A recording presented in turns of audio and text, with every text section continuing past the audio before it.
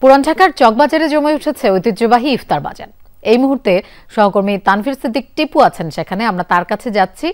টিপু, আজ তো রোজার প্রথম দিন, কেমন দেখছেন চকবাজারের ইফতারের বেচাকেনা? আমি আর ম্যাগি, স্বাদ ও ভালোবাসার দারুণ জুটি ফ্রম নেসলে। লোপা, আপনি দেখতেই পাচ্ছেন আসলে এখানে দাঁড়ানোর সুযোগ নেই চকবাজারে। এখন প্রায়,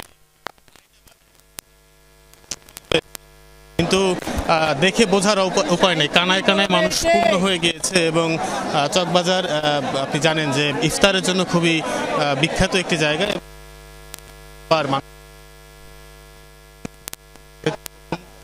রোজা সেই হিসেবে একটু মানুষ এখানে এসেছেন। রয়েছে, আপনি জানেন যে বড় গোটার পোলায় ফ্রাই থেকে শুরু করে শাহী চিকেন পরোটা বা আস্ত মুরগি থেকে শুরু করে বিভিন্ন ধরনের যে ইফতারের আইটেম গুলো রয়েছে সেগুলো এখানে রয়েছে। যে ইফতারের আইটেম গুলো রয়েছে সেগুলো এখানে রয়েছে, সেগুলোর মানুষের আমরা দেখতে পাচ্ছি এবং সেগুলো মানুষ।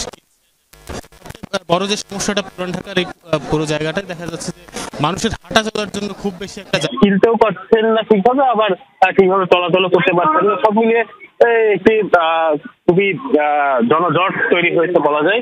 এবং এখনই প্রায় যেটা 30-এর এই পরে এই সময় কিন্তু প্রচুর মানুষের যে ভিড় দেখতে পাচ্ছি আমরা। আশা করা যায় যে আরো একটু সময় যখন গড়াবে, আরো একটু বিকেল গড়ালে আরো বেশি মানুষের ভিড় এখানে হবে বলে সেটা বিক্রেতা সবাই মনে করছেন।